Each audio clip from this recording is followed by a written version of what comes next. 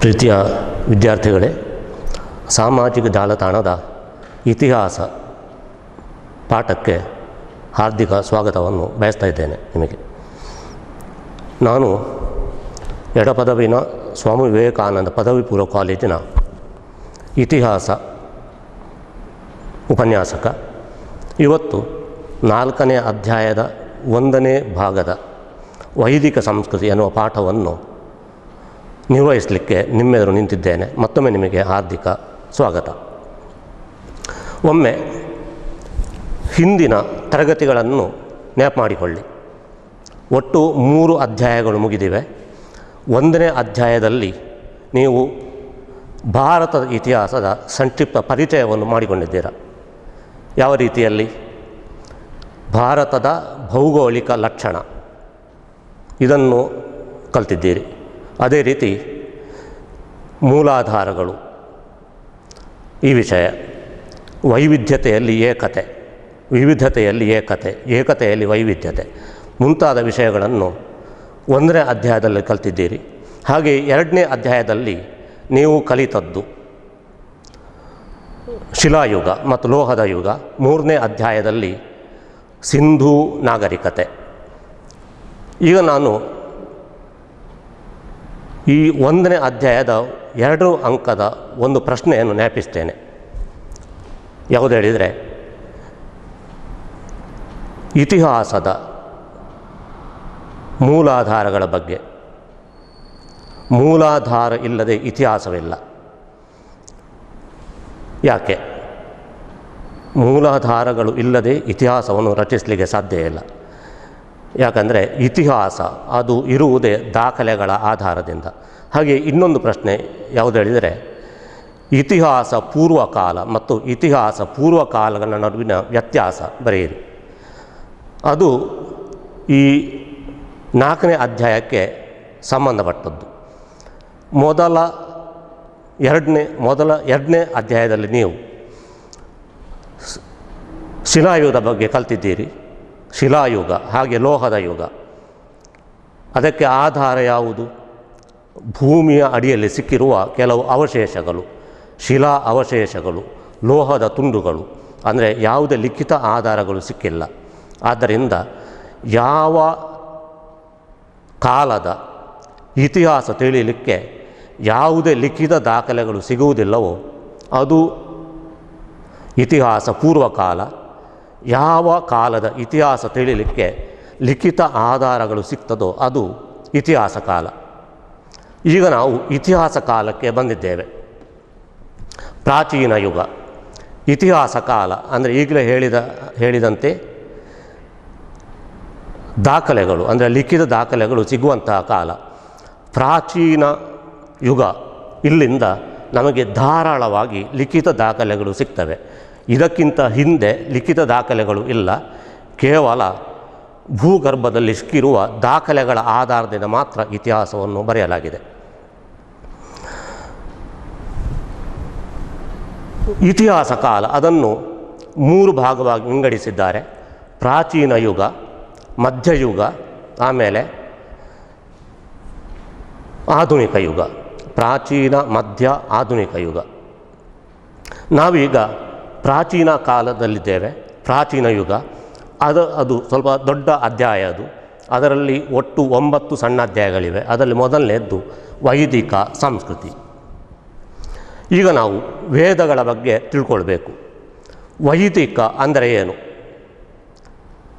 ನಾವು ಆಗಾಗ ಕೆಲವರು ಮಾತನಾಡುವುದನ್ನು ಕೇಳ್ತೇವೆ. ವೈದಿಕರು ಧಾರ್ಮಿಕ ಕೆಲಸ ಕಾರ್ಯಗಳನ್ನು ನಿರ್ವಹಿಸಿದರು. ವೈದಿಕರು ದೇವರ ಪೂಜೆಗಳನ್ನು ನಡೆಸಿದರು ಎನ್ನುವುದಾಗಿ. ಹಾಗಾದರೆ ವೈದಿಕರು ಅಂದರೆ ಯಾರು?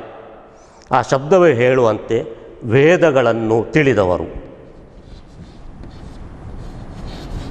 ವೇದಗಳನ್ನು ಯಾರು ಅರಿತಿದ್ದಾರೋ ಅವರೇ ವೈದಿಕರು. ಇದು ಅದರ ಅರ್ಥ. ಹಾಗೆ ವೈದಿಕ ಸಂಸ್ಕೃತಿ ಅಂದರೆ ಏನು? ಅದು ಕೂಡ ಅದೇ ಅರ್ಥವನ್ನು ಕೊಡುವ ಒಂದು ಶಬ್ದ. ವೇದಗಳನ್ನು ತಿಳಿದವರು. ತಿಳಿಯುವುದಕ್ಕೆ ಮುಂಚೆ ಅದನ್ನು ರಚಿಸಬೇಕು. ವೇದಗಳನ್ನು ರಚಿಸಿದ ಕಾಲ ಯಾವುದೋ ಅದುವೇ ವೈದಿಕ ಕಾಲ. ವೇದಗಳನ್ನು ರಚಿಸಿದ ಕಾಲದ ಸಂಸ್ಕೃತಿ ಯಾವುದೋ ಅದುವೇ ವೈದಿಕ ಸಂಸ್ಕೃತಿ. ವೇದ ಅಂದರೆ ಏನು? ಇದು ಒಂದು ಅಂಕಕ್ಕೂ ಕೂಡ ಇರುವಂಥ ಒಂದು ಪ್ರಶ್ನೆ. ವೇದ ಅಂದರೆ ಜ್ಞಾನ. ಇದು ಜ್ಞಾಪಿಟ್ಕೊಳ್ಳಿ, ವೇದ ಅಂದರೆ ಜ್ಞಾನ, ಸಂಸ್ಕೃತ ಶಬ್ದ ಅದು. ಹಾಗೆ ವೇದ ಎನ್ನುವ ಶಬ್ದ ಯಾವ ಶಬ್ದದಿಂದ ಹುಟ್ಟಿದೆ ಇದು ಕೂಡ ನೀವು ತಿಳ್ಕೊಳ್ಬೇಕು. ವೇದ ಅಂದರೆ ವಿದ್ ಎನ್ನುವ ಒಂದು ಶಬ್ದದಿಂದ ಹುಟ್ಟಿರುವಂಥ ಶಬ್ದ. ವಿದ್ ಅಂದರೆ ಜ್ಞಾನ ಅಂತ ಅರ್ಥ. ಆದ್ದರಿಂದ ವೇದಗಳು ಜ್ಞಾನವನ್ನು ನೀಡುವಂಥದ್ದು. ವೇದಗಳು ವೈದಿಕ ಸಂಸ್ಕೃತಿಯನ್ನು ಕಲೀಲಿಕ್ಕೆ ಇರುವಂತಹ ಅತ್ಯಂತ ಶ್ರೀಮಂತ ದಾಖಲೆಗಳು. ವೇದಗಳು ಇಲ್ಲದೇ ಇದ್ದಿದ್ದರೆ ನಾವು ವೈದಿಕ ಸಂಸ್ಕೃತಿಯನ್ನು ತಿಳಿಯಲಿಕ್ಕೆ ಅಲ್ಲಿ ಯಾವುದೇ ಅವಕಾಶ ಇರಲಿಲ್ಲ. ಹಾಗಾಗಿ ವೇದಗಳ ಆಧಾರದಿಂದ ಕಲಿಯುವಂಥ ಸಂಸ್ಕೃತಿ ಯಾವುದೋ ಅದುವೇ ವೈದಿಕ ಸಂಸ್ಕೃತಿ. ವೇದಗಳು ರಚನೆಯಾದದ್ದು, ಇಲ್ಲಿ ಸರಿಯಾಗಿ ಗಮನಿಸಿ, ವೇದಗಳನ್ನು ರಚಿಸಿದ ಕಾಲ, ವೇದಗಳನ್ನು ಬರೆದ ಕಾಲ ಅಲ್ಲ. ಯಾಕಂದರೆ ವೇದಗಳು ಪವಿತ್ರವಾದದ್ದು. ಯಾರು ರಚಿಸಿದರು ನಿರ್ದಿಷ್ಟ ಉತ್ತರವನ್ನು ಕೊಡಲಿಕ್ಕೆ ಸಾಧ್ಯ ಇಲ್ಲ. ಯಾಕಂದರೆ ವೇದಗಳನ್ನು ಋಷಿಮುನಿಗಳು ರಚಿಸಿದರು ಅಂತ ಮಾತ್ರ ಹೇಳಲಿಕ್ಕೆ ಸಾಧ್ಯ. ಋಷಿಮುನಿಗಳು ವೇದಗಳನ್ನು ರಚಿಸಿ ನಂತರ ಏನು ಮಾಡಿದರು? ಅದನ್ನು ತಮ್ಮ ಶಿಷ್ಯರಿಗೆ ಬೋಧಿಸಿದರು. ಶಿಷ್ಯರು ಅವುಗಳನ್ನು ಕಂಠಪಾಠ ಮಾಡಿದರು. ನಂತರ ಅವುಗಳನ್ನು ಅಂದರೆ ಆ ವೇದಗಳನ್ನು ಇನ್ನೊಂದು ತಲೆಮಾರಿಗೆ ಬೋಧಿಸಿದರು. ಹೀಗೆ ತಲೆಮಾರಿನಿಂದ ತಲೆಮಾರಿಗೆ ವೇದಗಳು ಕಂಠಪಾಠದ ರೂಪದಲ್ಲಿ ಅಥವಾ ಬಾಯಿದೆರೆ ರೂಪದಲ್ಲಿ ಹಸ್ತಾಂತರವಾದವು. ಆದ್ದರಿಂದ ವೈದಿಕ ಸಂಸ್ಕೃತಿ ಅಂದರೆ ವೇದಗಳನ್ನು ರಚಿಸಿದ ಕಾಲ, ಬರೆದ ಕಾಲ ಅಲ್ಲ. ನಿಜವಾಗಿ ವೇದಗಳು ಬರೆಯಲ್ಪಟ್ಟದ್ದು ನಂತರ ಗುಪ್ತರ ಕಾಲದಲ್ಲಿ ಅಂತ ಹೇಳಲಿಕ್ಕೆ ಸಾಧ್ಯ. ಗುಪ್ತರ ಕಾಲದಲ್ಲಿ ವೇದಗಳು ಬರೆಯಲ್ಪಟ್ಟವು. ವೇದಗಳು ಎಷ್ಟು? ನಿಮಗೆಲ್ಲ ಗೊತ್ತಿರುವಂತೆ 4 ವೇದಗಳಿವೆ. ಋಗ್ವೇದ, ಋಗ್ವೇದವನ್ನು ಬರೆದ ಕಾಲ ಯಾವುದೋ ಅದುವೇ ಮೊದಲ ಋಗ್ವೇದದ ನಾಗರಿಕತೆಯ ಕಾಲ, ಮೊದಲ ಋಗ್ವೇದದ ಸಂಸ್ಕೃತಿ ಅಥವಾ ಆರಂಭದ ವೈದಿಕ ಸಂಸ್ಕೃತಿ. ಕೆಲವು ಸಮಯ ಹೋದ ಮೇಲೆ ಉಳಿದ 3 ವೇದಗಳ ರಚನೆಯಾಯಿತು. ಅದು ನಿಮಗೆ ಗೊತ್ತಿರುವಂಥದ್ದೇ, ಯಜುರ್ವೇದ, ಸಾಮವೇದ, ಅಥರ್ವಣ ವೇದ. ಯಜುರ್ವೇದ, ಸಾಮವೇದ, ಅಥರ್ವಣ ವೇದ ಇವುಗಳನ್ನು ರಚಿಸಿದ ಕಾಲ ಅದು ನಂತರದ ವೈದಿಕ ಕಾಲ. ಮೊದಲನೇದ್ದು ಮೊದಲ ವೈದಿಕ ಕಾಲ ಅಥವಾ ಋಗ್ವೇದದ ಕಾಲ. ಎರಡನೇದ್ದು ನಂತರದ ವೈದಿಕ ಕಾಲ ಅಥವಾ ಇತರ 3 ವೇದಗಳ ಕಾಲ. ಈ ಅಧ್ಯಾಯದಲ್ಲಿ ನಾವು ಈ ವೇದಗಳನ್ನು ರಚಿಸಿದ ಸಮಯದ ಸಂಸ್ಕೃತಿಯನ್ನು ತಿಳಿದುಕೊಳ್ಬೇಕು. ಅದನ್ನೇ ನಾವು ವೈದಿಕ ಸಂಸ್ಕೃತಿ ಅಂತ ಹೇಳ್ತೇವೆ. ಸಂಸ್ಕೃತಿ ಅದು ಗೊತ್ತಾಗುವುದು ಯಾವುದರಿಂದ? ಯಾವುದಾದರೂ ಒಂದು ರಾಜ್ಯ ಅಥವಾ ಯಾವುದಾದರೂ ಒಂದು ದೇಶ, ಯಾವುದಾದರೂ ಒಂದು ಸಮಾಜದ ಸಂಸ್ಕೃತಿ ಗೊತ್ತಾಗುವುದು ಯಾವುದರಿಂದ? ಆಗ ನಾವು ಯಾವ ಅಂಶಗಳನ್ನು ಕಲಿಬೇಕು? ಸಾಮಾನ್ಯವಾಗಿ ಒಂದು ರಾಜಕೀಯ, ಸಾಮಾಜಿಕ ಪರಿಸ್ಥಿತಿ, ಆರ್ಥಿಕ ಪರಿಸ್ಥಿತಿ, ಧಾರ್ಮಿಕ ಪರಿಸ್ಥಿತಿ, ಆ ಕಾಲದ ಶಿಕ್ಷಣ ಮತ್ತು ವಿಜ್ಞಾನ ಇವುಗಳನ್ನು ಸ್ಥೂಲವಾಗಿ ಪರಿಚಯ ಮಾಡಿಕೊಂಡ್ರೆ ನಮಗೆ ಆ ರಾಜ್ಯದ ಅಥವಾ ದೇಶದ ಅಥವಾ ಸಮಾಜದ ಸಂಸ್ಕೃತಿ ಎನ್ನುವುದು ತಿಳಿಯುತ್ತದೆ. ಹಾಗಾಗಿ ಸಂಸ್ಕೃತಿ ಗೊತ್ತಾಗಬೇಕಿದ್ದರೆ ನಾವು ಆ ಕಾಲದ ರಾಜಕೀಯ, ಸಾಮಾಜಿಕ, ಆರ್ಥಿಕ, ಧಾರ್ಮಿಕ ಸ್ಥಿತಿಗಳನ್ನು ಕಲಿಬೇಕು. ಇಲ್ಲಿ ಕೂಡ ಹಾಗೆ ವೈದಿಕ ಸಂಸ್ಕೃತಿ ಗೊತ್ತಾಗಬೇಕಿದ್ರೆ ನಾವು ವೇದಗಳ ಕಾಲದ ರಾಜಕೀಯ ಪರಿಸ್ಥಿತಿ ಇದನ್ನು ಕಲಿಬೇಕು. ವೇದಗಳ ಕಾಲದ ರಾಜಕೀಯ ಪರಿಸ್ಥಿತಿ, ವೇದಗಳ ಕಾಲದ ಸಾಮಾಜಿಕ ಪರಿಸ್ಥಿತಿ, ಆಮೇಲೆ ವೇದಗಳ ಕಾಲದ ಆರ್ಥಿಕ ಸ್ಥಿತಿ, ವೇದಗಳ ಕಾಲದ ಧಾರ್ಮಿಕ ಸ್ಥಿತಿ. ಮತ್ತು ವೇದಗಳ ಕಾಲದ ಶಿಕ್ಷಣ ಮತ್ತು ವಿಜ್ಞಾನ.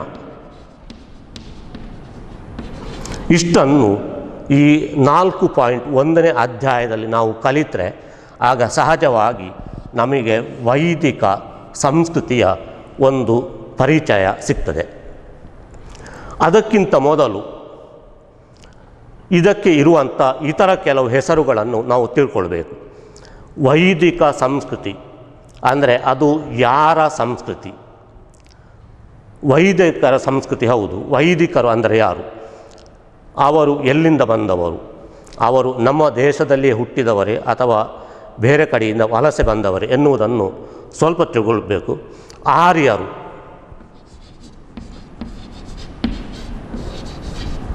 ಮಧ್ಯ ಏಷ್ಯಾದಿಂದ ಭಾರತಕ್ಕೆ ಬಂದವರು ಎನ್ನುವುದು ಒಂದು ನಂಬಿಕೆ. ಸುಮಾರು ಕ್ರಿಸ್ತಪೂರ್ವ 2000 ಇಸವಿಯಲ್ಲಿ, ಅಂದರೆ ಕ್ರಿಸ್ತಪೂರ್ವ 20ನೇ ಶತಮಾನದಲ್ಲಿ ಅಥವಾ ಸುಮಾರು 4000 ವರ್ಷಗಳ ಹಿಂದೆ ಸಿಂಧೂ ನಾಗರಿಕತೆ ಅವನತಿ ಕಂಡಿತು. ನಂತರ ಕೆಲವೇ ಸಮಯದಲ್ಲಿ ಮಧ್ಯ ಏಷ್ಯಾದಿಂದ ಒಂದು ಅಲೆಮಾರಿ ಬುಡಕಟ್ಟು ಗುಂಪು ಭಾರತಕ್ಕೆ ವಲಸೆ ಬಂದಿತು. ಅವರೇ ಆರ್ಯರು. ಎಲ್ಲಿಂದ? ಒಂದು ನಂಬಿಕೆಯ ಪ್ರಕಾರ ಅವರು ಮಧ್ಯ ಯುರೋಪ್ನಿಂದ ಭಾರತಕ್ಕೆ ಬಂದವರು. ಇನ್ನೂ ಕೆಲವು ವಾದದ ಪ್ರಕಾರ ಮಧ್ಯ ಏಷ್ಯಾದಿಂದ ಭಾರತಕ್ಕೆ ಬಂದರು. ಮ್ಯಾಕ್ಸ್ ಮುಲ್ಲರ್ ಎನ್ನುವ ವಿದ್ವಾಂಸ ಹೇಳಿದ ಪ್ರಕಾರ ಆರ್ಯರು ಮಧ್ಯ ಏಷ್ಯಾದಿಂದ ಭಾರತಕ್ಕೆ ವಲಸೆ ಬಂದರು. ಯಾಕೆ ವಲಸೆ ಬಂದರು? ಮಧ್ಯ ಏಷ್ಯಾದಲ್ಲಿರುವ ಕ್ಯಾಸ್ಪಿಯನ್ ಸಮುದ್ರ, ಅದರ ತೀರದಲ್ಲಿ ಒಂದು ಅಲೆಮಾರಿ ಬುಡಕಟ್ಟು ಕುಟುಂಬವಿತ್ತು. ಅವರ ಉದ್ಯೋಗ ಯಾವುದು ಹೇಳಿದರೆ ಪಶುಪಾಲನೆ. ಅವರನ್ನು ದನಗಾಹಿ ಕುಟುಂಬ ಎಂದು ಕರೆಯಲಾಗಿದೆ. ದನಗಳನ್ನು ಮೇಯಿಸುವ ಒಂದು ಬುಡಕಟ್ಟು ಕುಟುಂಬದವರು ಕ್ರಿಸ್ತಪೂರ್ವ 2000ರಲ್ಲಿ ಭಾರತಕ್ಕೆ ವಲಸೆ ಬಂದರು, ಭಾರತ ಪ್ರವೇಶಿಸಿದರು. ಹಾಗೂ ನಂತರ ಅದೇ ಉದ್ಯೋಗವನ್ನು ಅವರು ಇಲ್ಲಿ ಮುಂದುವರಿಸಿದರು. ವಲಸೆ ಬಂದುದಕ್ಕಾಗಿ ಪಶುಪಾಲನೆಗಾಗಿ ಅವರಿಗೆ ಅಗಾಧ ಪ್ರಮಾಣದ ಮತ್ತು ಶ್ರೀಮಂತವಾದ ಹುಲ್ಲುಗಾವಲಿನ ಅವಶ್ಯಕತೆ ಇತ್ತು. ಹೀಗೆ ಪ್ರಕೃತಿಯಿಂದ ಕೂಡಿದ ಹುಲ್ಲುಗಾವಲನ್ನು ಹುಡುಕಾಡುತ್ತಾ ಅವರು ಕ್ರಿಸ್ತಪೂರ್ವ 2000ರಲ್ಲಿ ಭಾರತಕ್ಕೆ ವಲಸೆ ಬಂದರು. ಭಾರತಕ್ಕೆ ವಲಸೆ ಬಂದ ಮೇಲೆ ಅವರು ಈಗಿನ ಪಂಜಾಬ್ ಪ್ರಾಂತ್ಯದಲ್ಲಿ ನೆಲೆ ನಿಂತರು ಎಂದು ಹೇಳಲಾಗಿದೆ. ಅಲ್ಲಿ ಇರುವ ಸಿಂಧೂ ನದಿಯ 7 ಉಪನದಿಗಳ ತೀರಗಳಲ್ಲಿ ಅವುಗಳನ್ನು ಸಪ್ತ ಸಿಂಧೂ ನದಿಗಳು ಅಂತ ಕರೀತಾರೆ. ಅವರು ಇಲ್ಲಿ ನೆಲೆ ನಿಲ್ಲಲು ಕಾರಣ ಏನು? ಸಪ್ತ ಸಿಂಧೂ ನದಿಗಳು, ಸಿಂಧೂ ನದಿಯ 7 ಉಪನದಿಗಳು ರಾವಿ, ಬಿಯಾಸ್, ಸಟ್ಲೇಜ್, ಚೀನಾಬ್, ಸರಸ್ವತಿ ಮುಂತಾದವು 7 ಉಪನದಿಗಳು. ಈ ನದಿಗಳ ತೀರಗಳಲ್ಲಿ ನೆಲೆ ನಿಂತಾಗ ಅವರಿಗೆ ವರ್ಷಪೂರ್ತಿ ಕುಡಿಯಲು ಮತ್ತು ಕೃಷಿಗೆ ಬೇಕಾದ ನೀರಿನ ಲಭ್ಯತೆ ಸಿಕ್ಕಿತು. ಹಾಗೆ ಸುತ್ತಮುತ್ತ ಅತ್ಯಂತ ದಟ್ಟವಾಗಿ ಬೆಳೆದ ಹುಲ್ಲುಗಾವಲುಗಳಿದ್ದವು. ಅದೇ ರೀತಿ ಅಲ್ಲಿ ಜೀವನಕ್ಕೆ ಬೇಕಾದ ಪ್ರಾಕೃತಿಕ ಅಂಶಗಳು ಲಭ್ಯವಾಗಿದ್ದವು. ಆದ್ದರಿಂದ ಅವರು ಅಲ್ಲೇ ನೆಲೆ ನಿಂತರು. ಆದರೆ ಅಲ್ಲಿದ್ದಂತಹ ಮೂಲ ನಿವಾಸಿಗಳನ್ನು ಅವರು ಎದುರಿಸಬೇಕಾಯಿತು. ಅವರನ್ನೇ ದಾಸ್ಯುಗಳು ಅಥವಾ ದ್ರಾವಿಡರು ಅಂತ ಕರೀತಾರೆ. ಅವರನ್ನು ಸೋಲಿಸಿ ಅವರನ್ನು ಅಲ್ಲಿಂದ ಬಡಿದೆಬ್ಬಿಸಿ ಅವರು ಸಪ್ತಸಿಂಧು ಪ್ರಾಂತ್ಯದಲ್ಲಿ ನೆಲೆ ನಿಂತರು. ಈ ಮೂಲಕ ಆರ್ಯರ ನಾಗರಿಕತೆ ನಮ್ಮ ದೇಶದಲ್ಲಿ ಆರಂಭವಾಯಿತು, ಅಥವಾ ಆರ್ಯ ಸಂಸ್ಕೃತಿ ಅಥವಾ ವೈದಿಕ ಸಂಸ್ಕೃತಿ ನಮ್ಮ ದೇಶದಲ್ಲಿ ಆರಂಭವಾಯಿತು. ಆರ್ಯರು, ಆರ್ಯ ಶಬ್ದದ ಅರ್ಥವೇನು? ಆರ್ಯ ಅಂದರೆ ಕೃಷಿಕ ಅಂತ ಅರ್ಥ. ಬೇಸಾಯಗಾರ ಅಥವಾ ಕುಲೀನ ಕುಟುಂಬದಲ್ಲಿ ಜನಿಸಿದವ, ಗೌರವಾನ್ವಿತ ವ್ಯಕ್ತಿ ಎನ್ನುವ ಅರ್ಥ ಆರ್ಯ ಎನ್ನುವ ಶಬ್ದದ್ದು. ಆದ್ದರಿಂದ ಆರ್ಯ ಎನ್ನುವ ಶಬ್ದದಲ್ಲಿ ಅವರ ಉದ್ಯೋಗ ಯಾವುದಾಗಿತ್ತು ಅಂತ ಗೊತ್ತಾಗ್ತದೆ. ಕೃಷಿ ಮತ್ತು ಅದಕ್ಕೆ ಹೊಂದಿಕೊಂಡಿರುವ ಪಶುಪಾಲನೆ, ಈ ಉದ್ಯೋಗಗಳನ್ನು ಹೊಂದಿದ್ದವರೇ ಆರ್ಯರು. ಆದ್ದರಿಂದ ಭಾರತಕ್ಕೆ ಕ್ಯಾಸ್ಪಿಯನ್ ಸಮುದ್ರದ ತೀರದಿಂದ ವಲಸೆ ಬಂದ ಆರ್ಯರು ಕ್ರಿಸ್ತಪೂರ್ವ 2000ರಲ್ಲಿ ಸಪ್ತಸಿಂಧು ನದಿಯ ತೀರದಲ್ಲಿ ತಮ್ಮ ಜನಜೀವನ ಆರಂಭಿಸಿದರು.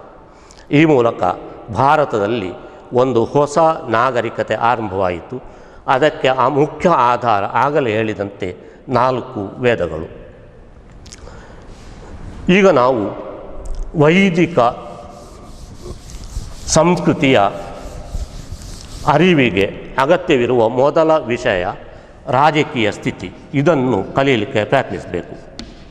ಇದು 5 ಅಂಕದ ಒಂದು ಪ್ರಶ್ನೆ ಕೂಡ ಇದೆ. ಆರ್ಯರ ರಾಜಕೀಯ ಸ್ಥಿತಿಯನ್ನು ವಿವರಿಸಿ. ಆಗಲೇ ಹೇಳಿದಂತೆ ಆರ್ಯರ ಬುಡಕಟ್ಟು ಕುಟುಂಬಗಳು ಭಾರತಕ್ಕೆ ಬಂದವು. ಈ ಬುಡಕಟ್ಟು ಕುಟುಂಬ ಸಪ್ತಸಿಂಧು ನದಿಯ ತೀರದಲ್ಲಿ ಅಲ್ಲಲ್ಲಿ ಡೇರೆ ಹಾಕಿಕೊಂಡು ನಿಂತವು ಅಥವಾ ಅಲ್ಲಲ್ಲಿ ನೆಲೆ ನಿಂತವು. ಒಂದು ಬುಡಕಟ್ಟು ಕುಟುಂಬ ನೆಲೆ ನಿಂತ ಜಾಗವನ್ನೇ ನಾವು ಜನಗಳು ಅಂತ ಕರೀತಾರೆ. ಜನ ಅಂದರೆ ಒಂದು ಬುಡಕಟ್ಟು ಕುಟುಂಬ ನಿಂತಹ ನಿರ್ದಿಷ್ಟ ಸ್ಥಳ. ಆ ಸ್ಥಳದ ಸುತ್ತಮುತ್ತಲಿನ ಗ್ರಾಮಗಳು ಆ ಬುಡಕಟ್ಟು ಕುಟುಂಬದ ಅಧೀನಕ್ಕೆ ಬಂತು ಮತ್ತು ಈ ಮೂಲಕ ಆ ಸ್ಥಳವನ್ನು ಆ ಕುಟುಂಬದ ಮುಖ್ಯಸ್ಥ ಆಳಲು ಆರಂಭಿಸಿದ್ದ. ಅವನನ್ನೇ ರಾಜನ್ ಅಂತ ಕರೀತಾರೆ. ರಾಜನ್ ಅಂದರೆ ಒಂದು ಬುಡಕಟ್ಟು ಕುಟುಂಬ ಅಥವಾ ಜನ, ಅದರ ಮುಖ್ಯಸ್ಥ. ಅವನು ತನ್ನ ಸುತ್ತಮುತ್ತಲಿನ ಗ್ರಾಮವನ್ನು ಆಳಲು ಆರಂಭಿಸಿದ. ಹೀಗೆ ಒಂದು ಸಣ್ಣ ಮಟ್ಟಿನ ರಾಜರ ಆಳ್ವಿಕೆ ನಮ್ಮ ದೇಶದಲ್ಲಿ ಆರಂಭವಾಯಿತು. ಜನ ಅಂದರೆ ಒಂದು ಸಣ್ಣ ಅಥವಾ ಚಿಕ್ಕ ಸಂಸ್ಥಾನ ಅಂತ ಹೇಳ್ಬೋದು. ನಿಜವಾಗ ಅದು ರಾಜ್ಯ ಅಲ್ಲ, ಒಂದು ಕುಟುಂಬ ವಾಸಿಸಿದ ಸ್ಥಳ. ಇವನ ಮುಖ್ಯ ಕೆಲಸ ಯಾವುದು ಹೇಳಿದರೆ ಪಶುಪಾಲನೆ ಮತ್ತು ತನ್ನ ಪ್ರಜೆಗಳಿಗೆ, ತನ್ನ ಬುಡಕಟ್ಟು ಕುಟುಂಬಕ್ಕೆ ರಕ್ಷಣೆ ಕೊಡುವುದು. ಬೇರೆ ಬೇರೆ ಬುಡಕಟ್ಟು ಕುಟುಂಬಗಳ ಮಧ್ಯೆ ಆಗಾಗ ಸಂಘರ್ಷ ನಡೀತಾ ಇತ್ತು. ಜಾನುವಾರುಗಳನ್ನು ಮೇಯಿಸುವ ವಿಷಯದಲ್ಲಿ, ಪಶುಪಾಲನೆ ವಿಷಯದಲ್ಲಿ ಆಗಾಗ ಸಂಘರ್ಷ ನಡೀತಾ ಇತ್ತು. ಆದ್ದರಿಂದ ಈ ಮೂಲಕ ಸಣ್ಣ ಮಟ್ಟಿನ ಯುದ್ಧಗಳು ನಡೀತಾ ಇದ್ದವು. ಹಾಗಾಗಿ ಯುದ್ಧಕ್ಕಾಗಿ ರಾಜ ಒಂದು ಸಣ್ಣ ಸೈನ್ಯವನ್ನು ಇಟ್ಟುಕೊಳ್ಬೇಕಾಯಿತು. ಆದ್ದರಿಂದ ಅವನು ಈ ಸೈನ್ಯದ ಖರ್ಚಿಗಾಗಿ ತನ್ನ ಪ್ರಜೆಗಳಿಂದ ಅಥವಾ ಬುಡಕಟ್ಟು ಜನರಿಂದ ತೆರಿಗೆ ಸಂಗ್ರಹಿಸಲು ಆರಂಭಿಸಿದ. ಹಾಗೆ ಅನೇಕ ಮಂತ್ರಿಗಳನ್ನು ನೇಮಿಸಿದ. ಉದಾಹರಣೆಗೆ ಮುಖ್ಯ ಪುರೋಹಿತ ಒಬ್ಬ ಮಂತ್ರಿಯಾಗಿದ್ದ. ಹಾಗೆ ಸೇನಾಪತಿ, ವಿಸ್ಪತಿ, ಸಂಗ್ರಹತ್ತಿ ಮುಂತಾದವರು. ಸಂಗ್ರಹತ್ತಿ, ವಿಸ್ಪತಿ, ರಾಜಪುರೋಹಿತ ಮುಂತಾದ ಮಂತ್ರಿಗಳ ಸಹಾಯದಿಂದ ಅವನು ತನ್ನ ಆಳ್ವಿಕೆಯನ್ನು ನಡೆಸಿದ. ಹೀಗೆ ಋಗ್ವೇದದ ಕಾಲದಲ್ಲಿ ರಾಜಕೀಯ ಸ್ಥಿತಿ ಅದರ ಮೊದಲ ಅಂಶ ಯಾವುದು ಹೇಳಿದರೆ ಬುಡಕಟ್ಟು ಕುಟುಂಬಗಳು ಈ ಸಪ್ತಸಿಂಧು ನದಿಯ ತೀರದಲ್ಲಿ ನೆಲೆ ನಿಂತು ಆ ಮೂಲಕ ತಮ್ಮ ಜೀವನವನ್ನು ಆರಂಭಿಸಿದ್ದು.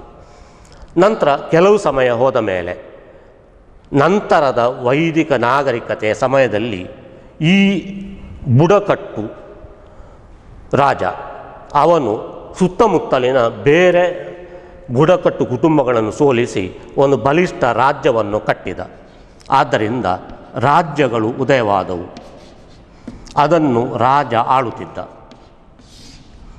ಹೀಗೆ ರಾಜ್ಯಗಳ ಆಳ್ವಿಕೆ ಆರಂಭವಾಯಿತು. ರಾಜ್ಯ ಅದನ್ನು ಆಳುವವನನ್ನೇ ರಾಜ ಅಂತ ಕರೀತಾರೆ. ನಂತರ ಈ ಕೆಲವು ರಾಜ್ಯಗಳು ತುಂಬ ಬಲಿಷ್ಠವಾದವು. ಕೆಲವು ರಾಜರು ಇತರ ರಾಜರನ್ನು ಸೋಲಿಸಿ ಬೇರೆ ಬೇರೆ ಶ್ರೇಣಿಗಳನ್ನು ಪಡೆದರು, ಅಥವಾ ಇಂಗ್ಲೀಷ್ನಲ್ಲಿ ಗ್ರೇಡ್ ಅಂತ ಕರೀತೇವೆ. ಉದಾಹರಣೆಗೆ ಕೆಲವು ರಾಜರಾಗಿದ್ದರು, ಮಾತ್ರವಲ್ಲ ನಂತರ ಮಹಾರಾಜರಾದರು. ಇನ್ನು ಕೆಲವರು ರಾಜಾದಿರಾಜರಾದರು. ಹಾಗೆ ವಿರಾಟ್ ಎನ್ನುವ ಒಂದು ಪದವಿ, ಹಾಗೆಯೇ ಮಹಾರಾಜಾದಿರಾಜ, ಕೊನೆಗೆ ಚಕ್ರವರ್ತಿ. ಹೀಗೆ ಬೇರೆ ಬೇರೆ ಹೆಸರಿನಲ್ಲಿ ಇವರು ತಮ್ಮ ಆಳ್ವಿಕೆಯನ್ನು ನಡೆಸಿದರು. ಹಾಗೆಯೇ ಇವರಿಗೆ ಸಹಾಯ ಮಾಡಲು 2 ಸಂಸತ್ತುಗಳಿದ್ದವು. ಅವುಗಳನ್ನು ಸಭೆ ಮತ್ತು ಸಮಿತಿ ಅಂತ ಕರೀತೇವೆ. ಇದು 2 ಅಂಕಕ್ಕಿದೆ, ಸಭೆ ಮತ್ತು ಸಮಿತಿ. ವೈದಿಕ ನಾಗರಿಕತೆಯ ಕಾಲದಲ್ಲಿ ಅರಸರಿಗೆ ಸಹಾಯ ಮಾಡುತ್ತಿದ್ದ 2 ಸಂಸತ್ತುಗಳು, ಸಭೆ ಇದು ಹಿರಿಯರ ಗುಂಪು. ರಾಜ್ಯದಲ್ಲಿದ್ದ ಹಿರಿಯರಿಂದ ಆಯ್ದ ಒಂದು ಗುಂಪು ಹಿರಿಯರ ಗುಂಪು ಸಭೆ ಮತ್ತು ಪರಿಣಿತರ ಗುಂಪು ಸಮಿತಿ. ಬೇರೆ ಬೇರೆ ವರ್ಗಗಳ ಪರಿಣಿತ ವ್ಯಕ್ತಿಗಳ ಗುಂಪನ್ನೇ ಸಮಿತಿ ಅನ್ನು ಕರೀತೇವೆ. ಆದ್ದರಿಂದ ರಾಜನು ಸರ್ವಾಧಿಕಾರಿ ಆಗಲಿಕ್ಕೆ ಅವಕಾಶ ಇರಲಿಲ್ಲ. ಅವನು ಸಭೆ ಮತ್ತು ಸಮಿತಿಗಳು ನೀಡಿದ ಸಲಹೆ ಸೂಚನೆಗಳ ಪ್ರಕಾರ ಆಳ್ವಿಕೆ ನಡೆಸಬೇಕಿತ್ತು. ಸಭೆ ಮತ್ತು ಸಮಿತಿ. ನಂತರ ಅನೇಕ ಮಂತ್ರಿಗಳ ಸಹಾಯದಿಂದ ಆಳಿದ. ಉದಾಹರಣೆಗೆ ರಾಜ ಪುರೋಹಿತ ಒಬ್ಬ ಮಂತ್ರಿ, ಮುಖ್ಯ ಸೇನಾಧಿಪತಿ ಇನ್ನೊಬ್ಬ ಮಂತ್ರಿ, ವಿಸ್ಪತಿ ಮುಂತಾದ ಅನೇಕ ಮಂತ್ರಿಗಳ ಸಹಾಯದಿಂದ ಈ ರಾಜರು ಆಳ್ವಿಕೆಯನ್ನು ನಡೆಸ್ತಾ ಇದ್ದರು. ಅದೇ ರೀತಿ ಈ ರಾಜ ಅವನು ಆಳುತ್ತಿದ್ದಾಗ ಅವನ ಕಾಲದಲ್ಲಿ ಇತರ ಕೆಲವು ಘಟನೆಗಳು ನಡೆದವು. ಉದಾಹರಣೆಗೆ ಸಭೆಯನ್ನು ನಡೆಸುವಾಗ ಅಥವಾ ಸಭಾ ಮತ್ತು ಸಮಿತಿ ಈ ಆಡಳಿತ ನಡೆಸುವಾಗ ಅವನಿಗೆ ಯಾವುದೇ ರೀತಿಯಲ್ಲಿ ಚಕ್ರವರ್ತಿ ಆಗಲಿಕ್ಕೆ ಅವಕಾಶ ಇರಲಿಲ್ಲ. ನಂತರ ಕೆಲವು ಸಮಯ ಹೋದ ಮೇಲೆ ಅವನು ಸರ್ವಾಧಿಕಾರಿಯಾಗುವ ಒಂದು ಸಾಧ್ಯತೆ ಇತ್ತು. ಆದರೆ ಆ ಸಮಯದಲ್ಲಿ ಇದ್ದಂತಹ ವೇದಗಳು ಅವನನ್ನು ನಿಯಂತ್ರಿಸಿದವು.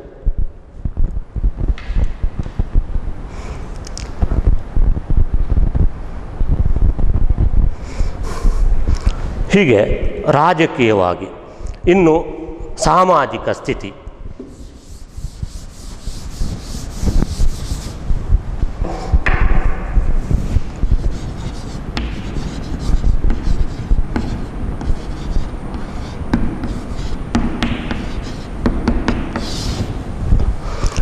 ವೈದಿಕರ ಕಾಲದ ಸಮಾಜ ಹೇಗಿತ್ತು? ವೈದಿಕರ ಕಾಲದ ಸಮಾಜ ಅದು ತುಂಬ ಮುಂದುವರಿದಿತ್ತು ಅಂತ ಹೇಳಲಿಕ್ಕೆ ಸಾಧ್ಯ ಇದೆ. ಯಾಕಂದರೆ ಸಮಾಜ ಅದು ಬಲಿಷ್ಠವಾಗಲಿಕ್ಕೆ ಈ ವೇದಗಳೇ ಕಾರಣ.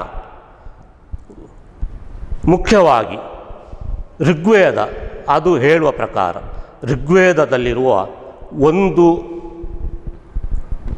ಅಧ್ಯಾಯ, ಅದು ಪುರುಷ ಸೂಕ್ತ ಅಂತ ಹೇಳ್ತಾರೆ, ಅದು ಹೇಳುವ ಪ್ರಕಾರ ಸಮಾಜದಲ್ಲಿ 4 ವರ್ಣಗಳು ಹುಟ್ಟಿದವು.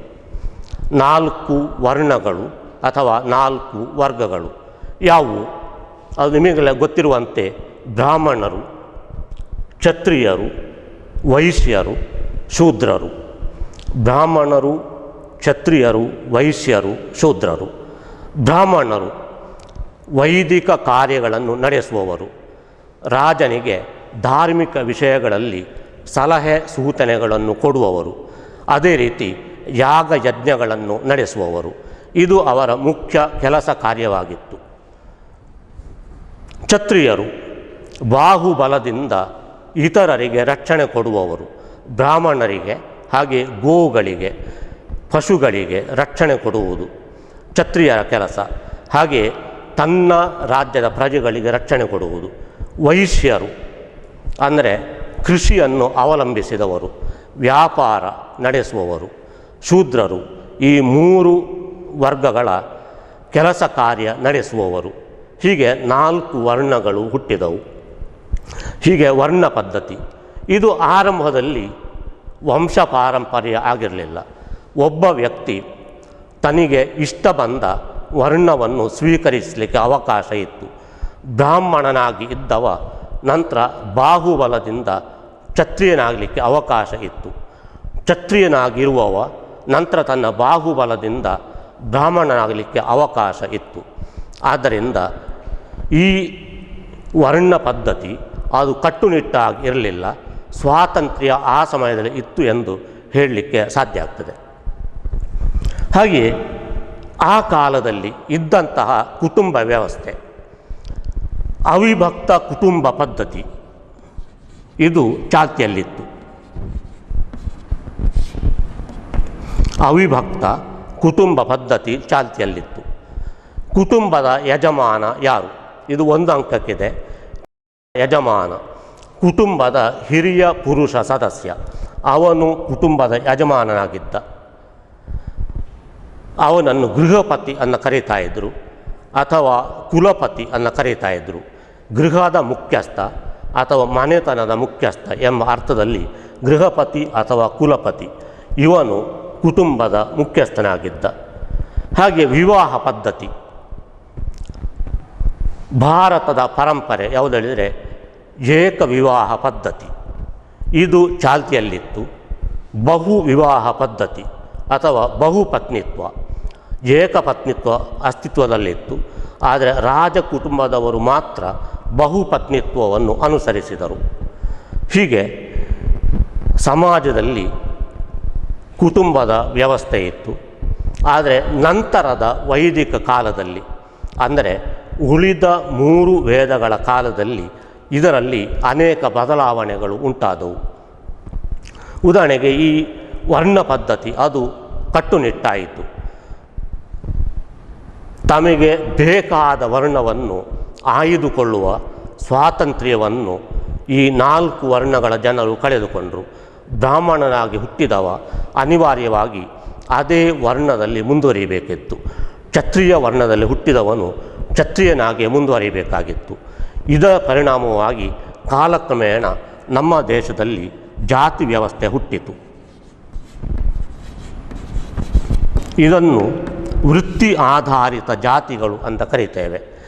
ಒಬ್ಬ ಒಂದು ವೃತ್ತಿಯನ್ನು ಅನುಸರಿಸಿದರೆ ಅವನು ನಂತರ ಅದೇ ವೃತ್ತಿಯನ್ನು ಮುಂದುವರಿಸಿ ಅವನ ಕುಟುಂಬದವರು ಕೂಡ ಅದೇ ವೃತ್ತಿಯಲ್ಲಿ ಮುಂದುವರಿದು ಆ ಮೂಲಕ ತನ್ನಷ್ಟಕ್ಕೆ ಒಂದು ವೃತ್ತಿ ಆಧಾರಿತ ಜಾತಿ ವ್ಯವಸ್ಥೆ ಹುಟ್ಟಿತು.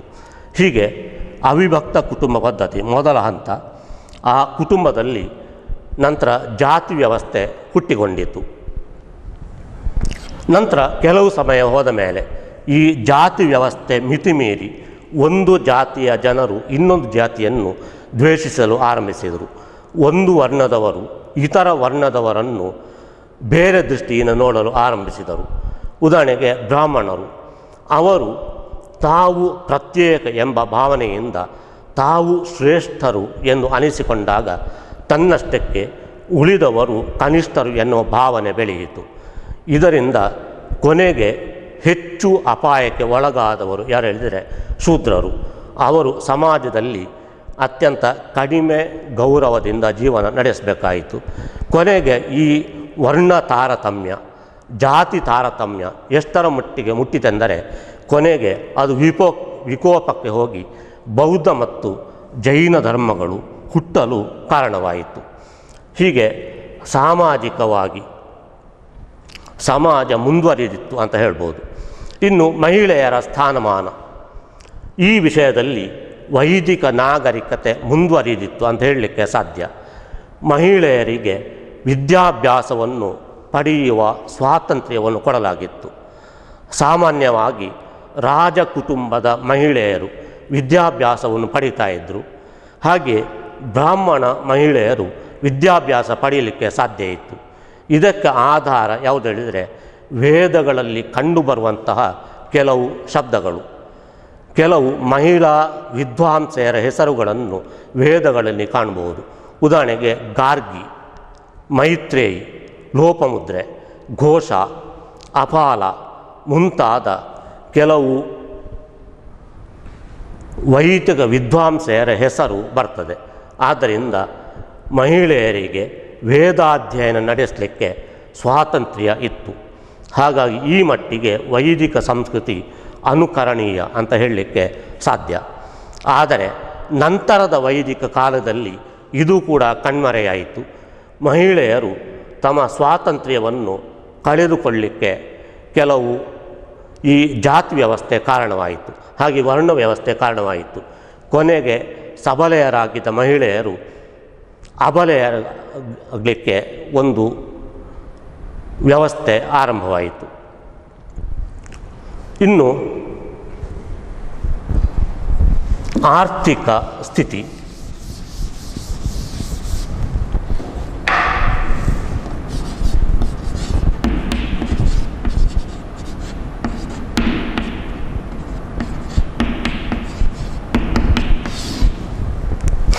ಆರ್ಥಿಕವಾಗಿ ವೈದಿಕ ಸಂಸ್ಕೃತಿ ಹೇಗಿತ್ತು? ಆಗಲೇ ಹೇಳಿದಂತೆ ಮೂಲ ಉದ್ಯೋಗ ಕೃಷಿಯಾಗಿತ್ತು.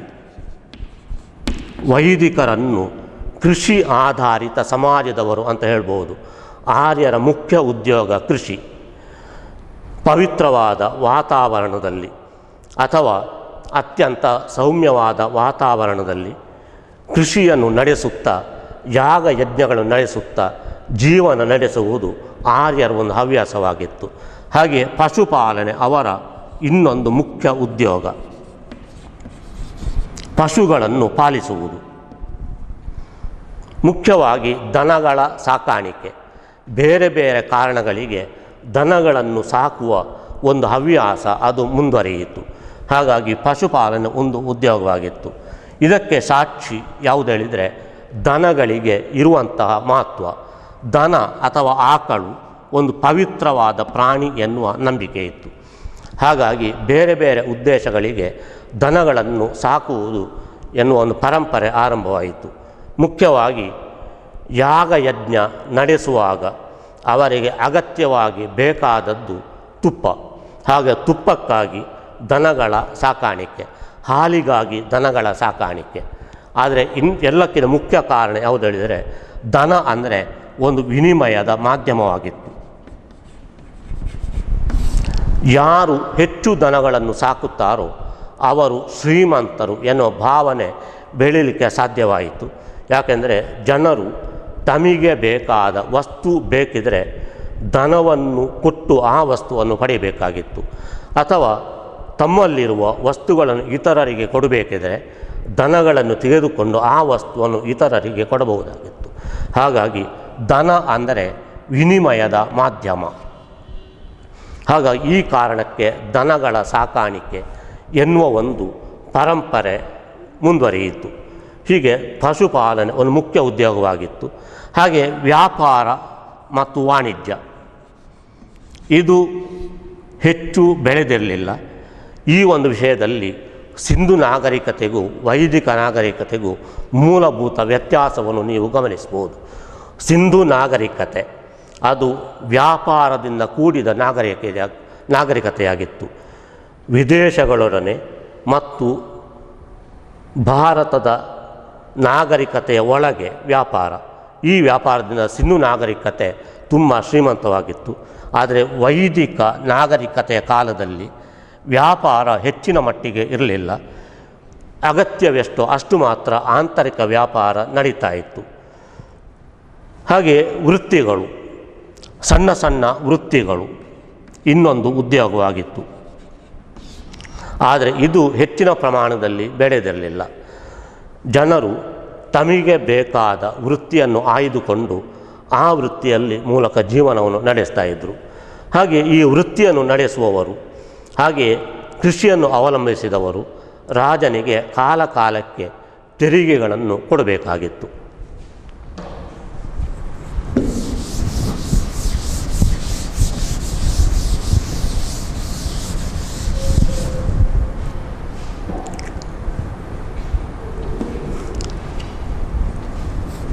ಇನ್ನು ಧಾರ್ಮಿಕ ಸ್ಥಿತಿ.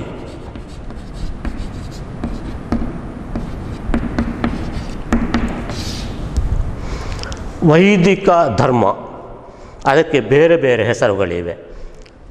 ಆರ್ಯ ಧರ್ಮ, ಸನಾತನ ಧರ್ಮ, ಬ್ರಾಹ್ಮಣ ಧರ್ಮ ಇತ್ಯಾದಿ.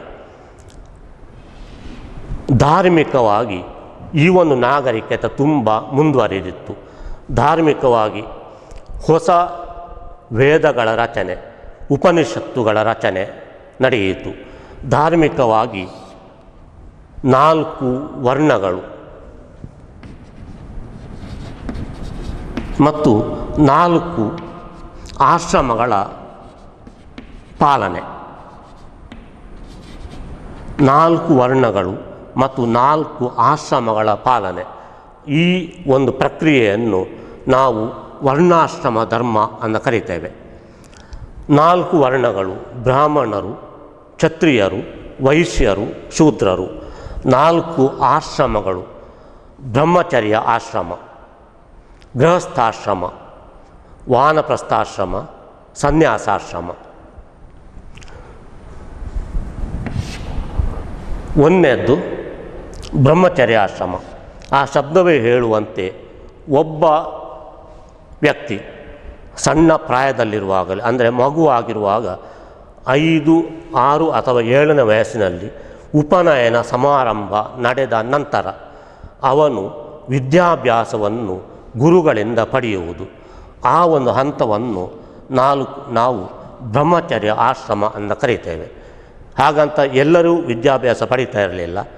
ಆಗಿನ ಕಾಲದ ನಿಯಮದ ಪ್ರಕಾರ ಉಪನಯನ ಸಮಾರಂಭ ಅದು ನಡೀತಾ ಇದ್ದದ್ದು ಬ್ರಾಹ್ಮಣರಲ್ಲಿ ಮತ್ತು ಕ್ಷತ್ರಿಯರಲ್ಲಿ ಮಾತ್ರ.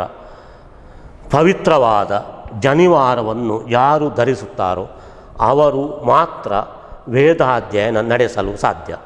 ಆದ್ದರಿಂದ ವಿದ್ಯಾಭ್ಯಾಸದಿಂದ ಶೂದ್ರರು ವಂಚಿತರಾದರು, ಅವರಿಗೆ ಅವಕಾಶ ಇರಲಿಲ್ಲ. ಹೀಗೆ ಮೊದಲ ಆಶ್ರಮ ಬ್ರಹ್ಮಚರ್ಯಾಶ್ರಮ, ವಿದ್ಯೆಯನ್ನು ಪಡೆಯುವ ಹಂತ. ಎರಡನೇದ್ದು ಗೃಹಸ್ಥಾಶ್ರಮ, ವೈವಾಹಿಕ ಜೀವನವನ್ನು ನಡೆಸುವ ಹಂತ. ಇನ್ನು ಮೂರನೇದ್ದು ವಾನಪ್ರಸ್ಥಾಶ್ರಮ. ವೈವಾಹಿಕ ಜೀವನ ನಡೆಸಿದ ಮೇಲೆ ಸರಳ ಜೀವನ ನಡೆಸಲು ಕಾಡಿಗೆ ಹೋಗಿ ಅಲ್ಲಿ ಧ್ಯಾನದ ಮೂಲಕ ಸಮಯವನ್ನು ಕಳೆಯುವುದು. ಇದನ್ನು ನಾವು ವಾನಪ್ರಸ್ಥಾಶ್ರಮ ಅಂತ ಕರೀತೇವೆ. ಕೊನೆಯದಾಗಿ ಸನ್ಯಾಸಾಶ್ರಮ. ಜಗತ್ತಿನ ಎಲ್ಲ ಬಂಧನಗಳಿಂದ ಮುಕ್ತರಾಗಿ ಸನ್ಯಾಸಿಯಂತೆ ಸಾಯುವವರೆಗೆ ಕಾಡಿನಲ್ಲಿ ಜೀವನ ನಡೆಸುವುದು. ಹೀಗೆ ಮಾನವನ ಜೀವನ ಅದು 4 ಹಂತಗಳಾಗಿ ವಿಭಾಗಿಸಲ್ಪಟ್ಟಿತ್ತು, 4 ಆಶ್ರಮಗಳ ಮೂಲಕ. ಹಾಗೆಯೇ ಮಾನವನ ಜೀವನದ ಅಂತಿಮ ಉದ್ದೇಶ ಯಾವುದು? ಮೋಕ್ಷವನ್ನು ಗಳಿಸುವುದು. ಮೋಕ್ಷವನ್ನು ಗಳಿಸುವುದು ಅದು ಮಾನವನ ಜೀವನದ ಅಂತಿಮ ಉದ್ದೇಶ. ಅದಕ್ಕಾಗಿ ಮಾನವರು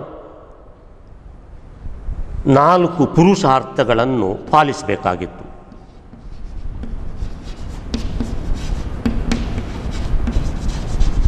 ಧರ್ಮ, ಅರ್ಥ, ಕಾಮ, ಮೋಕ್ಷ. ಧರ್ಮ ಆ ಹೆಸರೇ ಹೇಳುವಂತೆ ವೈದಿಕ ಧರ್ಮ ಏನು ಹೇಳುತ್ತದೋ ಅದರ ಪ್ರಕಾರ ನಡೆಸುವುದು ಧರ್ಮ. ಎರಡನೇದು ಅರ್ಥ. ಅರ್ಥ ಅಂದರೆ ತನ್ನ ಜೀವನ ನಿರ್ವಹಣೆಗೆ ಬೇಕಾದ ಅರ್ಥವನ್ನು ಅಥವಾ ಸಂಪತ್ತನ್ನು ಗಳಿಸುವುದು. ಕಾಮ ಅಂದರೆ ಆಸೆಗಳ ನಿಯಂತ್ರಣ, ಆಸೆಯನ್ನು ಹೊಂದಿರುವುದು. ಹೀಗೆ ಧರ್ಮದ ಪ್ರಕಾರ ಸಂಪತ್ತನ್ನು ಗಳಿಸುವುದು, ಸಂಪತ್ತನ್ನು ನ್ಯಾಯವಾದ ರೀತಿಯಲ್ಲಿ ಗಳಿಸಿ ಅದನ್ನು ನ್ಯಾಯವಾದ ರೀತಿಯಲ್ಲಿ ವಿನಿಯೋಗಿಸುವುದು, ಆ ಸಂಪತ್ತಿನ ಒಂದು ಭಾಗವನ್ನು ಧರ್ಮದ ಕಾರ್ಯಕ್ಕಾಗಿ ಉಪಯೋಗಿಸುವುದು, ಅದರ ಒಂದು ಭಾಗವನ್ನು ರಾಜನಿಗೆ ತೆರಿಗೆಯನ್ನಾಗಿ ನೀಡುವುದು. ನಂತರ ಧರ್ಮದ ಮೂಲಕ ಆಸೆಯನ್ನು ನಿಯಂತ್ರಿಸಿಕೊಳ್ಳುವುದು ಮತ್ತು ಈ ಮೂಲಕ ಮೋಕ್ಷವನ್ನು ಪಡೆಯುವುದು. ಹೀಗೆ ಮಾನವ ಮೋಕ್ಷವನ್ನು ಪಡೆಯಲು ತಡೆಯಾಗುವುದು ಮಧ್ಯದಲ್ಲಿರುವ 2 ಅರ್ಥ ಮತ್ತು ಕಾಮ. ಹೀಗೆ ಧರ್ಮದ ಆಧಾರದಿಂದ ಅರ್ಥ ಮತ್ತು ಕಾಮವನ್ನು ನಿಯಂತ್ರಣದಲ್ಲಿರಿಸಿದರೆ ನಾವು 4ನೆಯದಾದ ಮೋಕ್ಷವನ್ನು ಗಳಿಸಬಹುದು ಎನ್ನುವುದು ಹಿಂದೂ ಧರ್ಮದ ಅಥವಾ ವೈದಿಕ ಧರ್ಮದ ಒಂದು ನಂಬಿಕೆ. ಹೀಗೆ 4 ಪುರುಷಾರ್ಥಗಳು ಇದು ಹಿಂದೂ ಧರ್ಮದಲ್ಲಿ ಬೆಳೆದು ಬಂದ ಒಂದು ಹಂತ. ಹಾಗೆಯೇ ಹಿಂದೂ ಧರ್ಮ ಈ ಪುನರ್ಜನ್ಮ ಇದರಲ್ಲಿ ನಂಬಿಕೆಯನ್ನು ಇರ್ತದೆ. ಪುನರ್ಜನ್ಮ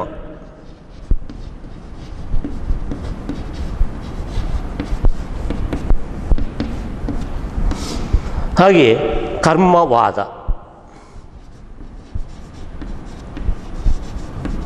ಇದರಲ್ಲಿ ಹಿಂದೂ ಧರ್ಮ ನಂಬಿಕೆಯನ್ನು ಇರ್ತದೆ. ಮಾನವನು ತಾನು ನಡೆಸುವ ಕರ್ಮಗಳ ಆಧಾರದಿಂದ ಮರು ಜನ್ಮವನ್ನು ಪಡೀತಾನೆ ಅಥವಾ ಇಲ್ಲ. ಕರ್ಮವಾದ, ಪುನರ್ಜನ್ಮ ಇದರಲ್ಲಿ ನಂಬಿಕೆ ಮತ್ತು ಮೋಕ್ಷವನ್ನು ಗಳಿಸಲಿಕ್ಕೆ ಅವನ ಕರ್ಮವೇ ಆಧಾರ. ಹೀಗೆ ಪುನರ್ಜನ್ಮ ಮತ್ತು ಕರ್ಮವಾದದಲ್ಲಿ ನಂಬಿಕೆ ಇದು ಆಗ ಇದ್ದ ಧಾರ್ಮಿಕ ಸ್ಥಿತಿ. ಇನ್ನು ಕೊನೆಯದಾಗಿ ವೈದಿಕ ಕಾಲದ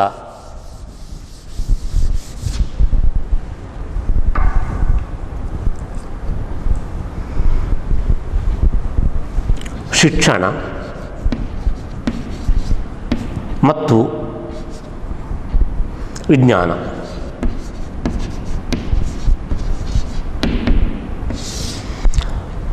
ವೈದಿಕ ಕಾಲದಲ್ಲಿ ಶಿಕ್ಷಣ ಹೇಗಿತ್ತು, ವಿಜ್ಞಾನ ಎಷ್ಟು ಮುಂದುವರಿದಿತ್ತು, ಹೇಗೆ ಮುಂದುವರಿದಿತ್ತು ಎನ್ನುವುದು ಕೂಡ ಆಗಿನ ಕಾಲದ ಸಂಸ್ಕೃತಿಯನ್ನು ತಿಳಿಯಲಿಕ್ಕೆ ಸಹಾಯ ಮಾಡುವ ಎರಡು ಅಂಶಗಳು. ಶಿಕ್ಷಣ ಸಾಮಾನ್ಯವಾಗಿ ಭಾರತದ ಹಿಂದಿನ ಪರಂಪರೆ ಯಾವುದು ಹೇಳಿದರೆ ಗುರುಕುಲಗಳಲ್ಲಿ ಶಿಕ್ಷಣವನ್ನು ಪಡೆಯುವುದು. ಗುರುಕುಲಗಳಲ್ಲಿ ಶಿಕ್ಷಣವನ್ನು ಪಡೆಯುವುದು. ಗುರುಕುಲ ಶಿಕ್ಷಣ ಆ ಹೆಸರೇ ಹೇಳುವಂತೆ ಬ್ರಾಹ್ಮಣ ವರ್ಣದಲ್ಲಿ ಮತ್ತು ಕ್ಷತ್ರಿಯ ವರ್ಣದಲ್ಲಿ ಹುಟ್ಟಿದವರು ಗುರುಕುಲಗಳಲ್ಲಿ ಗುರುಗಳ ಜೊತೆಗೆ ನಿಂತು ಕಷ್ಟಕರವಾದ ಜೀವನವನ್ನು ನಡೆಸಿ ಶಿಕ್ಷಣವನ್ನು ಪಡೆಯುವುದು. ಅದನ್ನೇ ಗುರುಕುಲ ಶಿಕ್ಷಣ ಅಂತ ಕರೀತಾರೆ. ಮಾನವನು ಅಂತಿಮವಾಗಿ ಮೋಕ್ಷವನ್ನು ಪಡೆಯಲಿಕ್ಕಾಗಿ ಉನ್ನತವಾದ ಬ್ರಹ್ಮಜ್ಞಾನವನ್ನು ಪಡಿಬೇಕಾಗಿತ್ತು. ಅದಕ್ಕಾಗಿ ಅವರು ಶಿಕ್ಷಣವನ್ನು ಪಡಿತಾ ಇದ್ದರು. ಗುರುಕುಲ ಶಿಕ್ಷಣ ಗುರುಗಳ ಜೊತೆಯಲ್ಲಿ ನಿಂತು ಉಪನಯನ ಸಮಾರಂಭ ನಡೆಸುವುದು ಅನಿವಾರ್ಯ. 6 ಅಥವಾ 7ನೇ ವಯಸ್ಸಿನಲ್ಲಿ ಉಪನಯನ ಸಮಾರಂಭ ಆದ ಕೂಡಲೇ ಆ ಬ್ರಹ್ಮಚಾರಿಯು ಗುರುಕುಲದಲ್ಲಿ ಶಿಕ್ಷಣವನ್ನು ಪಡೆಯಲು ಪ್ರಾರಂಭಿಸ್ತಾನೆ, ವೇದಾಧ್ಯಯನವನ್ನು ಆರಂಭಿಸ್ತಾನೆ. ಹಾಗೆಯೇ ಘಟಿಕ ಎನ್ನುವ ಕೆಲವು ವಿದ್ಯಾ ಕೇಂದ್ರಗಳಿದ್ದವು. ಅಲ್ಲಿ ವಿದ್ಯಾಭ್ಯಾಸವನ್ನು ನೀಡ್ತಾ ಇದ್ದರು ಘಟಿಕಗಳಲ್ಲಿ. ಅದೇ ರೀತಿ ಕೆಲವು ದೇವಾಲಯಗಳಲ್ಲಿ ವಿದ್ಯೆಯನ್ನು ನೀಡಲಾಗ್ತಿತ್ತು. ಮಠಗಳಲ್ಲಿ, ಅಗ್ರಹಾರಗಳಲ್ಲಿ, ಅಗ್ರಹಾರ ಅಂದರೆ ಬ್ರಾಹ್ಮಣರು ಇರುವ ಒಂದು ವಠಾರ ಅಥವಾ ಕೇರಿ, ಅಲ್ಲಿ ವಿದ್ಯೆಯನ್ನು ನೀಡ್ತಾ ಇದ್ದರು. ಹಾಗೆಯೇ ಇನ್ನು ಕೆಲವು ಮಠ ಮಂದಿರಗಳಲ್ಲಿ, ದೇವಾಲಯಗಳಲ್ಲಿ ವಿದ್ಯೆಯನ್ನು ನೀಡ್ತಾ ಇದ್ದರು. ವಿದ್ಯೆಯನ್ನು ನೀಡುವ ಅಧಿಕಾರ ಅದು ಬ್ರಾಹ್ಮಣರಿಗೆ ಮಾತ್ರ. ವಿದ್ಯೆಯನ್ನು ಕ್ಷತ್ರಿಯರು ಪಡೆಯಬಹುದಿತ್ತು, ಆದರೆ ವಿದ್ಯೆ ನೀಡುವ ಅಧಿಕಾರ ಅಥವಾ ಗುರುಗಳಾಗುವ ಅಧಿಕಾರ ಅದು ಬ್ರಾಹ್ಮಣರಿಗೆ ಮಾತ್ರ ಇತ್ತು. ಸಂಸ್ಕೃತ ಮಾಧ್ಯಮ, ಸಂಸ್ಕೃತದಲ್ಲಿ ವಿದ್ಯಾಭ್ಯಾಸವನ್ನು ನೀಡ್ತಾ ಇದ್ದರು. ಈ ರೀತಿ ವಿದ್ಯಾಭ್ಯಾಸವನ್ನು ಸಂಸ್ಕೃತದಲ್ಲಿ ಮಾತ್ರ ಪಡೆಯಲಿಕ್ಕೆ ಸಾಧ್ಯ. ಸಂಸ್ಕೃತ ಒಂದು ದೇವ ಭಾಷೆ ಎನ್ನುವ ನಂಬಿಕೆ ಇತ್ತು. ಹಿಂದೂ ಧರ್ಮದ ಎಲ್ಲ ಪವಿತ್ರ ಕೃತಿಗಳು, ವೇದಗಳು ರಚನೆಯಾದದ್ದು ಸಂಸ್ಕೃತದಲ್ಲಿ. ಆ ಭಾಷೆಯಲ್ಲಿ ಮಾತ್ರ ವಿದ್ಯಾಭ್ಯಾಸವನ್ನು ಪಡೆಯಲಿಕ್ಕೆ ಸಾಧ್ಯ. ಹಾಗೆಯೇ ಉಚಿತ ಶಿಕ್ಷಣ ಇದು ಆಗಿನ ಕಾಲದ ವಿದ್ಯಾಭ್ಯಾಸದ ಒಂದು ಲಕ್ಷಣವಾಗಿತ್ತು. ವಿದ್ಯೆಯನ್ನು ಪಡೆದದ್ದಕ್ಕಾಗಿ ಗುರುಗಳಿಗೆ ಯಾವುದೇ ಶುಲ್ಕವನ್ನು ನೀಡಬಾರ್ದು, ಅಥವಾ ಗುರುಗಳು ವಿದ್ಯೆ ನೀಡಿದ್ದಕ್ಕಾಗಿ ಯಾವುದೇ ಶುಲ್ಕವನ್ನು ಪಡೆಯಬಾರ್ದು. ಒಂದು ವೇಳೆ ಶುಲ್ಕವನ್ನು ಪಡೆದು ವಿದ್ಯೆಯನ್ನು ನೀಡಿದರೆ ಆಗ ಆ ಪವಿತ್ರವಾದ ವಿದ್ಯೆ ತನ್ನ ಪಾವಿತ್ರ್ಯತೆಯನ್ನು ಕಳೆದುಕೊಳ್ಳುತ್ತದೆ, ಅಥವಾ ಆ ವಿದ್ಯೆಯನ್ನು ನಾವು ಹಣಕ್ಕೆ ಮಾರಿದಂತೆ ಎನ್ನುವ ಒಂದು ಭಾವನೆ ಇತ್ತು. ಹಾಗಾಗಿ ಗುರುಗಳು ಉಚಿತವಾಗಿ ವಿದ್ಯಾಭ್ಯಾಸವನ್ನು ನೀಡ್ತಾ ಇದ್ದರು. ಆದರೆ ವಿದ್ಯಾಭ್ಯಾಸ ಮುಗಿದ ನಂತರ ಶಿಷ್ಯರು ವಿದ್ಯೆ ನೀಡಿದ ಗುರುಗಳಿಗೆ ತಮಗೆ ಇಷ್ಟವಿದ್ದರೆ ಯಾವುದಾದ್ರೂ ಕಾಣಿಕೆಯನ್ನು ಗುರುಗಳಿಗೆ ಕೊಡಬಹುದಿತ್ತು. ಅದನ್ನೇ ನಾವು ಗುರುದಕ್ಷಿಣೆ ಅಂತ ಕರಿತೇವೆ. ಹೀಗೆ ಗುರುದಕ್ಷಿಣೆ ಇದನ್ನು ಕೊಡುವುದು ಕಡ್ಡಾಯವಲ್ಲ. ಶಿಷ್ಯರು ಬಯಸಿದರೆ ಅಥವಾ ಗುರುಗಳು ಬಯಸಿದರೆ ಈ ಗುರುದಕ್ಷಿಣೆಯನ್ನು ಕೊಡಬಹುದಿತ್ತು ಅಥವಾ ಗುರುಗಳು ಪಡೆಯಬಹುದಿತ್ತು. ಇನ್ನು ಶಿಕ್ಷಣದ ವಿಷಯಗಳು ಯಾವುದು? ಅನೇಕ ವಿಷಯಗಳಲ್ಲಿ ಶಿಕ್ಷಣವನ್ನು ನೀಡಲಾಗ್ತಿತ್ತು. ಮುಖ್ಯವಾಗಿ ವೇದಾಧ್ಯಯನ, ವೇದಗಳ ಮೂಲಕ ಶಿಕ್ಷಣವನ್ನು ಪಡೆಯುವುದು, ವೈದಿಕ ಶಿಕ್ಷಣ, ಹಾಗೆ ಉಪನಿಷತ್ತುಗಳನ್ನು ಅಧ್ಯಯನ ಮಾಡುವುದು, ಪುರಾಣಗಳನ್ನು ಅಧ್ಯಯನ ಮಾಡುವುದು, ಖಗೋಳಶಾಸ್ತ್ರದ ಅಧ್ಯಯನ, ವೈದ್ಯಶಾಸ್ತ್ರ, ವ್ಯಾಕರಣ, ತರ್ಕಶಾಸ್ತ್ರ, ಇತಿಹಾಸ ಇವುಗಳನ್ನು ಕಲಿಯುವುದು. ಇದು ಆಗಿನ ಕಾಲದ ಒಂದು ಲಕ್ಷಣವಾಗಿತ್ತು. ಹೀಗೆ ಗುರುಕುಲಗಳಲ್ಲಿ ವಿದ್ಯಾಭ್ಯಾಸವನ್ನು ಪಡಿತಾ ಇದ್ದರು. ಹಾಗೆಯೇ ವಿಜ್ಞಾನ ಇದು ಆಗಿನ ಕಾಲದಲ್ಲಿ ಬೆಳೆದ ಒಂದು ವಿಷಯವಾಗಿತ್ತು. ವಿಜ್ಞಾನ ಈ ಸಂಸ್ಕೃತಿಯ ವೈದಿಕ ಸಂಸ್ಕೃತಿಯ ವಿಶೇಷ ಲಕ್ಷಣ ಯಾವುದು ಹೇಳಿದರೆ, ಆಗ ಬೆಳೆದ ಒಂದು ವಿಜ್ಞಾನ ಖಗೋಳ ವಿಜ್ಞಾನ, ಖಗೋಳಶಾಸ್ತ್ರ. ಈ ಶಾಸ್ತ್ರದಲ್ಲಿ ವೈದಿಕರು ಮಾಡಿದ ಸಾಧನೆ ನಿಜವಾಗಿಯೂ ಹೆಮ್ಮೆಯನ್ನು ತರಿಸುವಂಥದ್ದು. ಖಗೋಳ ವಿಜ್ಞಾನ ವ್ಯಾಪಕವಾಗಿ ಬೆಳೆದಿತ್ತು. ಆಗಿನ ಕಾಲದ ಖಗೋಳ ವಿಜ್ಞಾನಿಗಳಿಗೆ ಭೂಮಿ, ಸೂರ್ಯ ಮತ್ತು ಚಂದ್ರನ ಚಲನೆಗಳನ್ನು ನಿಖರವಾಗಿ ಲೆಕ್ಕ ಹಾಕುವ ಒಂದು ವಿಜ್ಞಾನ ಗೊತ್ತಿತ್ತು ಅಥವಾ ಜ್ಞಾನ ಅವರಿಗಿತ್ತು. ಚಂದ್ರ ಮತ್ತು ಸೂರ್ಯನ ನಡುವಿನ ಅಂತರ, ಸೂರ್ಯ ಮತ್ತು ಭೂಮಿಯ ನಡುವಿನ ಅಂತರ, ಭೂಮಿ ಮತ್ತು ಸೂರ್ಯನ ನಡುವಿನ ಅಂತರ ಎಷ್ಟು ಎನ್ನುವುದು ಆಗಿನ ಕಾಲದ ಖಗೋಳ ಶಾಸ್ತ್ರಜ್ಞನಿಗೆ ನಿಖರವಾಗಿ ತಿಳಿದಿತ್ತು. ಈ ಕಾರಣದಿಂದ ಅವರು ಗ್ರಹಣಗಳು ಯಾವಾಗ ನಡೆಯುತ್ತವೆ, ಚಂದ್ರಗ್ರಹಣ ಯಾವಾಗ ನಡೆಯುತ್ತದೆ, ಸೂರ್ಯಗ್ರಹಣ ಯಾವಾಗ ನಡೆಯುತ್ತದೆ ಎನ್ನುವುದನ್ನು ನಿಖರವಾಗಿ ಹೇಳುವಂತಹ ಒಂದು ಕಲೆ ಅವರಿಗೆ ತಿಳಿದಿತ್ತು.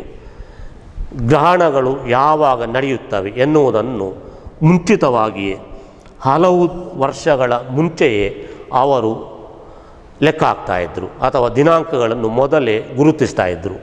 ಇದು ಖಗೋಳ ವಿಜ್ಞಾನ ಬೆಳೆದಿತ್ತು ಹೇಳುವುದಕ್ಕೆ ಒಂದು ವಿಶೇಷವಾದ ಸಾಕ್ಷಿ.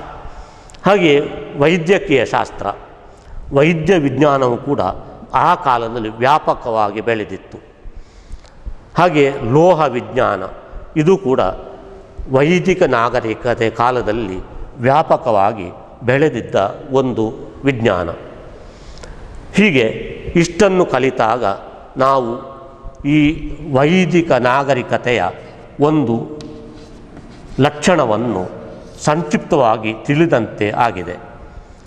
ವೈದಿಕ ನಾಗರಿಕತೆಯ ಪ್ರಮುಖ ಲಕ್ಷಣ, ಆಗಿನ ಕಾಲದ ರಾಜಕೀಯ ಸ್ಥಿತಿ ಏನು, ಆಗಿನ ಕಾಲದ ಸಾಮಾಜಿಕ ಸ್ಥಿತಿ ಏನು, ಆಗಿನ ಕಾಲದ ಆರ್ಥಿಕ ಸ್ಥಿತಿ ಏನು, ಆಗಿನ ಕಾಲದ ಧಾರ್ಮಿಕ ಸ್ಥಿತಿ ಏನು, ಆಗಿನ ಕಾಲದಲ್ಲಿ ಶಿಕ್ಷಣವು ಎಷ್ಟು ಮತ್ತು ಯಾವ ರೀತಿಯಲ್ಲಿ ಬೆಳೆದಿತ್ತು, ವಿಜ್ಞಾನ ಎಷ್ಟರ ಮಟ್ಟಿಗೆ ಅಭಿವೃದ್ಧಿಯಾಗಿತ್ತು ಎನ್ನುವುದನ್ನು ನಾವು ಸಂಕ್ಷಿಪ್ತವಾಗಿ ಈ ರೀತಿ ತಿಳಿದುಕೊಂಡಾಗ ನಮಗೆ ವೈದಿಕ ಕಾಲದ ವೈದಿಕ ಸಂಸ್ಕೃತಿ ತಿಳಿಯುತ್ತದೆ. ಹೀಗೆ ವೈದಿಕ ನಾಗರಿಕತೆ ಅತ್ಯಂತ ಭವ್ಯವಾಗಿ ಬೆಳೆದ ಒಂದು ನಾಗರಿಕತೆ ಅಂತ ಹೇಳಲಿಕ್ಕೆ ಯಾವುದೇ ಅನುಮಾನ ಇಲ್ಲ.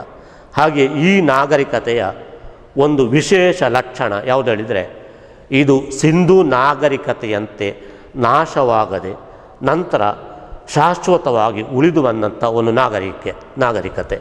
ಈಗ ಹಿಂದೂ ಧರ್ಮ ಎನ್ನುವ ಹೆಸರಿನಲ್ಲಿ ಇದು ಭಾರತದಲ್ಲಿ ಇನ್ನೂ ಮುಂದುವರಿಯುತ್ತಿರುವ ಒಂದು ನಾಗರಿಕತೆ.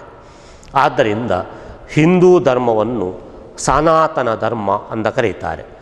ಸನಾತನ ಧರ್ಮ ಅಂದರೆ ನಾಶವಾಗದ, ಆದಿ ಮತ್ತು ಅಂತ್ಯಗಳು ಇಲ್ಲದ ಧರ್ಮ ಸನಾತನ ಧರ್ಮ, ಅಥವಾ ತನ್ನಷ್ಟಕ್ಕೆ ಹುಟ್ಟಿ ಇನ್ನೂ ಮುಂದುವರಿಯುತ್ತಿರುವ ಧರ್ಮ ಯಾವುದು ಹೇಳಿದರೆ ಹಿಂದೂ ಧರ್ಮ, ವೈದಿಕ ಧರ್ಮ ಅಥವಾ ಆರ್ಯ ಧರ್ಮ. ಹೀಗೆ ಪ್ರಾಚೀನ ಯುಗ ಅದರಲ್ಲಿ ಬರುವಂತಹ ಮೊದಲ ಘಟನೆ ವೈದಿಕ ನಾಗರಿಕತೆ ಅಥವಾ ವೈದಿಕ ಸಂಸ್ಕೃತಿ.